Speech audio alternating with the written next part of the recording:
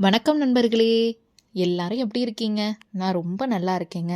முதல்ல உங்க எல்லாருக்கும் என்னோட வணக்கங்க. என்னோட பேர் கீதா. நான் முதல்ல தமிழ் காதலின்ற புனைப்பெயர்ல என்னோட பதிவ தொடங்குறேங்க. இதுக்கு உங்களோட அமோகமான ஆதரவ தருவீங்கன்ற நம்பிக்கையோட பதிவ தொடங்குவோமா? ஒண்ணும் இல்லங்க. இன்னைக்கு தொலைக்காட்சியில ஒரு திரைப்படம் பார்த்துட்டு இருந்தேங்க. படம் பேர் என்னன்னு கேட்குறீங்களா? நினைத்தேன் வந்தாய். பேர கேட்டது நினைவுக்கு வந்துருச்சா? 90ஸ் கிட்டுங்களுக்கு ஞாபகம் இருக்குங்க. இயர்லி 2K கிட்ஸ்களுக்கும் ஞாபகம் இருக்கும். அதற்கு பின்னாடி வந்த சந்ததிக்கு தான் இந்த படத்தை பற்றி அறிமுகம் பெரும்பாலும் இல்லாமல் இருக்கலாம், இருந்தும் இருக்கலாம். எதுக்குங்க, அந்த படத்தை பற்றி இன்னும் அறியறதுக்கு நான் கூடுதல் தகவல் ஒன்று சொல்லட்டுமா? படத்துல ஒரு முத்தாய்ப்பான ஒரு பாடலுங்க. பாடல் அப்படி என்ன சொல்லுது அப்படின்னு பார்த்தீங்கன்னா, தலைவி ஒவ்வொரு காலத்துலேயும் தன்னோட காதல் நாயகன் எப்படி இருப்பான் அப்படின்ற ஒரு எதிர்பார்ப்போட தான் வாழ்வா இல்லையா? இதுதான் பொதுவான சூழல் பெண்களுக்கு. நம்மளோட எதிர்காலம் எப்படி இருக்கும், நம்மளோட வாழ்க்கை துணைவர் எப்படி இருக்கான்ற கற்பனை கோட்டைகளை கட்டி கொண்டு வாழ்வது தானே பெண்களோட இயல்பு. அந்த தன்னோட சக தோழிகளிடமோ இல்லை சகோதரிகளிடமோ ஒத்த வயதினரிடமோ பகிரும்போது அவர்களுக்குள்ள இருக்கக்கூடிய உரையாடல் எப்படி இருக்கும் அப்படின்றதன் அடிப்படையில் அமைந்த பாடலுங்க. இன்னும் கொஞ்சம் நெருக்கமாக பாடலையே சொல்லிடவா? மல்லிகையே மல்லிகையே மாலையிடும் மன்னவன் யார் சொல்லு. இப்போ நினைவுக்கு வந்திருக்குமே. சித்ராமா அளவுக்குலாம் நம்மளால பாட முடியாதுங்க, கொஞ்சம் அனுசரிச்சுக்கோங்க.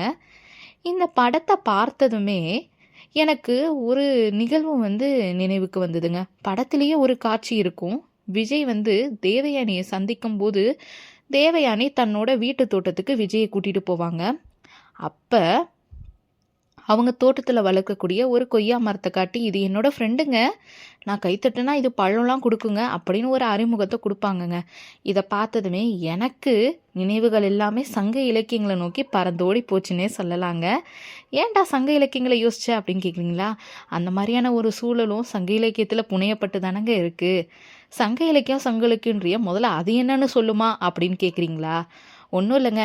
2600 ஆண்டுகளுக்கு முன்னாடி நம்ம முன்னோர்கள் எப்படிலாம் வாழ்ந்திருப்பாங்க, தமிழ் சூழல் எப்படி இருந்திருக்கும் அப்படின்றத புரிந்து கொள்வதற்கு நமக்கு வழிகாட்டியாக இருக்கிறது சங்க இலக்கியங்கள் தாங்க. சங்க இலக்கியங்கள் அகம் மற்றும் புறம் ஆகிய இரு வகைகளாக பொருண்மைகளை கொண்டு விளங்குதுங்க.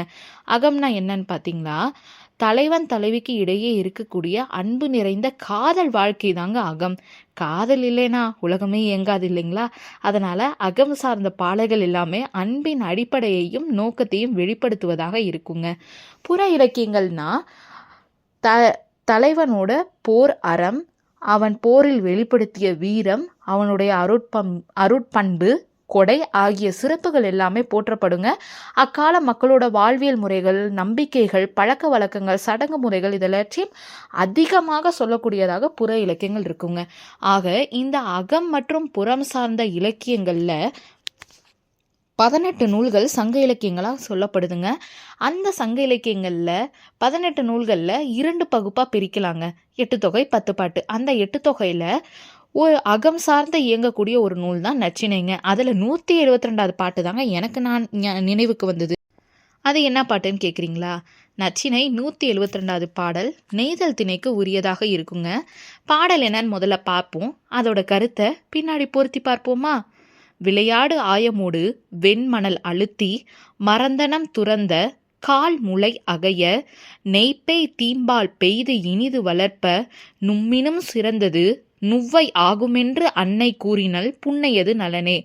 அம்ம நானுதும் நும்மொடு நகையே விருந்தின் பாணர் விலர் இசை கடுப்ப வளம்புரி வான்கோடு நரலும் இலங்கு நீர் துறைக்கெழு கொண்க நீ நல்கின் இறைப்படு நீழல் பிறவுமார் உழவே. இதுதாங்க அந்த பாட்டு. ஒன்றுமே புரியலையே அப்படி தானங்க உங்களுக்கு தோணும். கண்டிப்பாங்க இதோட விளக்கத்தை சொல்கிறேன். என்ன அப்படின்னா, தலைவன் தலைவியோடு பகற்குறியில் பேசுவதற்காக வர்றான். முதல்ல பகற்குறினா என்னன்னு சொல்லுமா அப்படின்றீங்களா? பகற்குறினா பகலில் தலைவனும் தலைவியும் சந்திப்பதற்காக ஒரு இடத்தை தேர்வு செய்து வைத்திருப்பாங்க. அந்த இடத்துல பகல் நேரத்தில் தலைவன் தலைவியை காண காத்திருப்பது தான் பகற்குறி அப்படின்னு சொல்லி அக இலக்கணங்கள் கூறுதுங்க. அந்த அடிப்படையில் அவன் பகற்குறியில் வரும்பொழுது தோழி தலைவனிடம் தலைவியோட நிலையை சொல்வதாக இந்த பாடலோட கருத்து அமைந்திருக்குங்க. இது நெய்தல் நில பாடல்னு முன்பே சொன்னேன் இல்லையா? அதனால தலைவனோட அந்த நிலத்தின் இயல்பை வந்து முதல்ல சொல்றாங்கங்க. அதுதான் புதியதாக வந்த ஒரு பாணன் தன்னோட இசையை வந்து மென்மையா எழுப்புவான் இல்லையா? அது போலவே வலம்புரி சங்குகள் ஒலி எழுப்பாமல் விலங்குதான். அந்த துறையோட தலைவன் தான் இந்த தலைவியோட காதலன். அப்படிப்பட்ட நீ என்ன பண்ணியிருக்க தெரியுமா? நாங்கள் விளையாடும்போது தோழிகளோடு விளையாடும்போது ஒரு புன்னை மரத்தோட விதைய மணலில் வைத்து அழுத்தி நாங்கள் விளையாட்டுத்தனமாக அதற்கு அந்த புன்னை மரம் வந்து வளரணும் அப்படின்றதுக்காக நெய் கலந்த பாலை நீராக வார்த்தி அதை நாங்கள் வளர்த்தோம். அதை பார்த்ததுமே எங்களுடைய அண்ணன் என்ன சொன்னான்னு தெரியுமா? நீங்கள் வளர்த்து வரக்கூடிய இந்த புன்னை மரமானது உங்களை விட சிறந்ததன்றோ, அதனால் இதை உங்களுக்கு அடுத்து பிறந்த தங்கையாக நீங்கள் கருதுங்கள் அப்படின்னு சொல்லி எங்களுக்கு அறிவுரை சொல்லியிருக்காங்க. அப்படிப்பட்ட புன்னையோட எதிரில் உன்னோட நாங்கள் வந்து நகைத்து காதல் மொழி பேசுவதற்கு வெட்கம் அடைகின்றோம். இந்த இடத்துல இந்த ஒரு மரம் தான் இருக்கா? இந்த புன்னை மரத்தின் அடியில் மட்டும்தான் நிழல் இருக்கா? இப்படி செய்து விட்டாயே அப்படின்னு சொல்லி தலைவியோட நிலையை தலைவனுக்கு உணர்த்துவதாக இந்த பாட்டு இருக்குங்க. இது உங்களுக்கு என்னன்னு புரியுதுங்களா? அப்போ சொன்னேன் இல்லையா அந்த படத்தில் காட்சி, இது என்னோட ஃப்ரெண்டுங்கன்னு சொல்கிற மாதிரி நும்மினும் சிறந்தது நுவ்வையாகும் அப்படின்னு சொல்லியிருக்காங்கங்க. தன்னோட உடன் பிறந்த சகோதரியாக தலைவி அந்த புன்னை மரத்தை வந்து பார்ப்பதாக இந்த பாடலோட காட்சி அமைப்பு இருக்குங்க. இதிலிருந்து என்ன தெரியுது நமக்கு? இன்னைக்கு நம்ம செயற்கை உலகத்தில் வாழ்ந்துட்டுருக்கோங்க.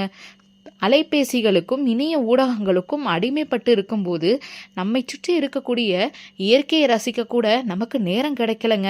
அப்படிப்பட்ட சூழலில் இயற்கையை தன்னோட வாழ்க்கையில் இன்றியமையாத இடத்தை கொடுக்கக்கூடிய அந்த பண்பானது தமிழர்களிடம் இருந்ததுங்க. ஏன்னா இயற்கை தான் அவர்களுக்கு எல்லாமே வழங்கியதுன்றப்ப அந்த இயற்கையை எல்லாவற்றையும் தாண்டி தன் உறவாக மதித்து அவற்றின் முன்பு நின்று காதல் மொழி பேசக்கூட ஒரு பெண் தயக்கப்படுகிறாள்னா அந்த புன்னை மரம் அந்த தலைவிக்கு எவ்வளவு முக்கியத்துவம் வாய்ந்ததாக இருக்கும். இன்னைக்கு நம்ம வந்து காதல் மொழி நகையாடும் போது கூட இன்று வந்து அந்த சமூக கட்டுப்பாடுகளை தகர்த்தெறியக்கூடிய சூழல்ல தான் இன்றைக்கு நாம் இருந்துட்டு இருக்கோம். ஆனால் அன்று அழகியலோடு கலந்து காதல் உணர்வானது எவ்வளவு கண்ணியமாக வெளிப்பட்டதுன்றதையும் இந்த பாடல் நமக்கு நல்லா புரிய வைக்குதுங்க. என்ன நண்பர்களே, எப்படி காதலிக்கலான்னு கற்றுக்கணுமா? மெல்ல மெல்ல சங்க இலக்கியங்களோடு சேர்ந்து உறவாடி இனிமையான காதல் தருணங்களை நம் வாழ்விலும் உருவாக்குவோம். இந்த பதிவை கேட்டு உங்களுடைய பெருவாரியான ஆதரவை தரும் அனைத்து நண்பர்களுக்கும் என்னுடைய நன்றி கலந்த வணக்கம். நன்றி. மீண்டும் சந்திப்போம் ஒரு புதிய தலைப்போடும் புதிய களத்தோடும்.